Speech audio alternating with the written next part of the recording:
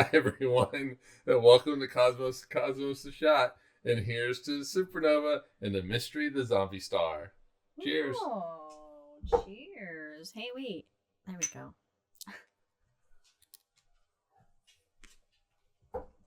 Nothing smoother than that. Dessert. Let's go back in time. Doodoo. The year 1811. Ooh, a very good year. 1181. I'm sorry, 1181. Also a very good year, apparently. Yes, this is even further back in time. Perfectly 1181. aged. Supernova 1181 occurred. And Okay. between August 4th and August 6th, some Japanese and Chinese astronomers noticed this new star, this guest star in the constellation of Cassiopeia.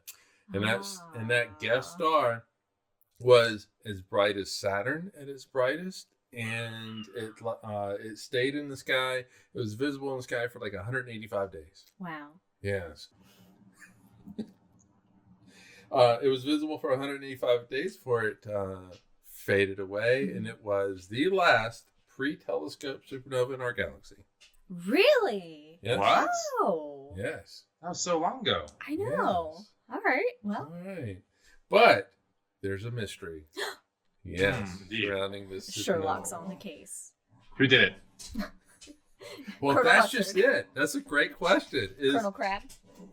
It was that they weren't able to figure out where it originated in the sky. So the Chinese and the Japanese astronomers, they didn't exactly have the most accurate position No? in their nose. In the 1100s? No? That's a shame. Aw. And so for like literally 700 years, 800 years, we didn't know what it was? Which what one it was? exploded, exactly where it was. Okay. We didn't know what exploded. Something exploded. We don't know what. All right, so there was so they found a pulsar Okay, that's kind of in the okay. general area, Mhm. and they're like, okay, that had to have been it.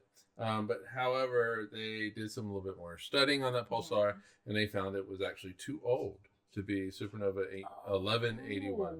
Oh, okay. So they looked around some more, Uh-huh. and in 2013, But an amateur astronomer, Dana Patchik, in 2013, discovered a planetary nebula looking thing. Okay. Oh, sure. And it's Sure. called Fuzzy thing. PA30 or PA30. Papa! So that's 2013. A few years later, Albert Zylstra, he's from the Yeah. University of nailed it. Manchester, You nailed it. You got in it. England. Yeah, not Einstein, but another Albert. He was using the WISE, which is the Wide Field Infrared Survey Explorer, Mm-hmm. and was able to connect PA30 to supernova 1181. Oh! Hey, it's happening. No, but there's something odd about this. Ooh. Uh-oh. No pulsar. Uh-oh. A white dwarf. You can't have a white dwarf after a supernova? Yeah, so there's a white dwarf at its center, and so the mystery deepens a little bit. All right, so now white dwarfs can create supernova type 1A. Okay. And that's when a white dwarf will pull material off of It's gotta be another like a binary. star. It's gotta be a binary. Yeah, Like a vampire star. yeah, and it accretes onto the white dwarf and eventually explodes into the supernova. That's type 1A. Problem is there's no binary star around this white dwarf. My God. So How to what get that caused energy? it? All right, so but there is kind of Tachyons. there's a new type of supernova that we Oh. are now kind of, I don't say we're understanding. A But nova we're seeing. supernova? Well, it is a supernova nueva? type 1AX. Oh, that's cool. Yeah, and this is Sounds when violent. instead of a white dwarf pulling material off another star, it actually slams into another white dwarf. Whoa! Yeah. How rare does that have to be? That's Oh, campy. it's very rare, Yeah, actually. because stars are We just... only know about 20 or so examples in the universe. So it's very rare. A literal stellar collision. Yes. Now, it could be that you have two white dwarfs going around each other. They lose. Yeah. Oh, Yeah. right, And That's so they not the spiral fun. Yeah. Like the black holes come No, together. I Yeah. want him to be like, oh. But And they get to get out and get their insurance, get a Yes. star, whole God. thing. But usually, after that explosion, there is absolutely no remnant of a white dwarf left over. That's they are fucking cool. destroyed Both in the of them? supernova explosion. Both of Well, them. this one there is a white dwarf though. There is a white dwarf. so, Oh. so we still have a mystery. But on a very rare occasion, you'll have Yes. one that will leave. The dog's gotta go away. That will leave behind a white dwarf, and they call it a zombie star. So that's where the zombie star is coming from. Now, this zombie star, this white dwarf, is one of the hottest stars in the entire Milky Way. It has a temperature of about 200,000 degrees. Wow. Yes. And Toasty. so for Fahrenheit people, it is 360,000. Your hands are like ice. But what's that in Skittles Joules? It's a lot. It's a lot. And so what's interesting about the zombie star is it contains no hydrogen or helium at all. What? This Yes. doesn't make sense to me. No hydrogen or helium at all. So it had Was it one of the rocks? weird things Carbon? that was discovered about it was that it had a weird spectrum. Uh-huh. And so it has no hydrogen or helium. It is only carbon, oxygen, and neon. Whoa. And the reason why this white dwarf was able to survive is because the explosion, the supernova explosion, was incomplete. Yes. It didn't explode all the way. It was Wait, how does the star not explode all the way? It either explodes or it doesn't explode, right? No, it explodes, but for some reason, this one didn't explode It went big all boom, the not way. big bada boom. It was Not big bada boo. It was like Big a boom. Yes. dud Thank you. firecracker. Oh, it was so dud. Don't come near the system. It could blow at any moment. Yeah, so it didn't explode all. So that's why you still have this white dwarf that's still kind of left over. But about 20, 30 years ago, what they've noticed is that, all right, so there's two shock waves for this. Okay. One was created actually in the initial supernova in 1181. Oh. And so all this material goes out, it hits interstellar space, Uh-huh. and it creates a shockwave. Shockwave. And so, but there's another one that's on the kind of inner. Okay. And the inner region is caused by high-speed stellar winds.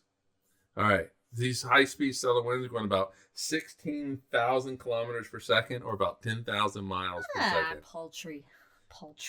It's just Yeah. a nice day in Florida. All right. So when the supernova actually happened, that's when you would expect to see stellar winds coming off this thing. It's very hot. Yeah. And so it's going to create, right. So about 20, 30 years ago, these winds started kicking up again. Oh. Yeah. And What? and astronomers didn't know why.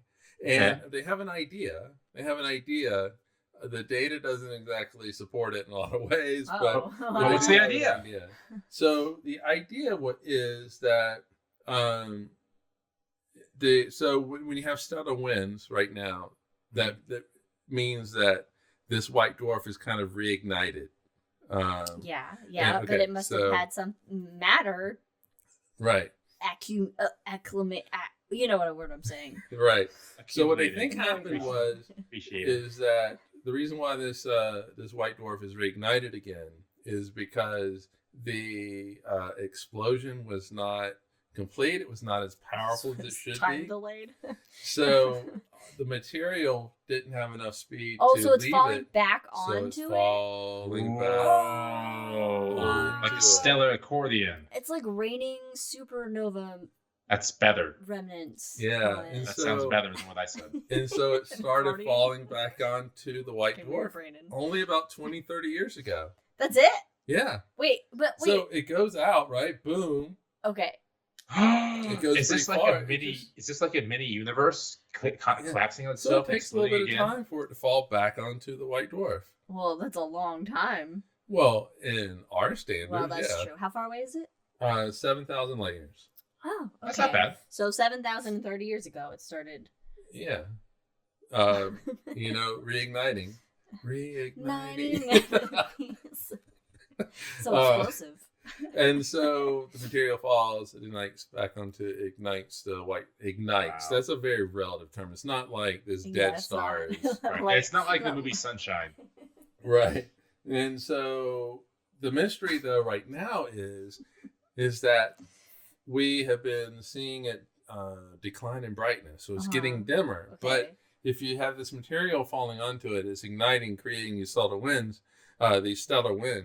off of the white dwarf, then it should be getting brighter, and they don't understand why it is getting so it's getting dimmer. windier per se, but not brighter. Exactly. And so it's been a mystery ever since they saw it. It's like, okay, where's the thing that blew up?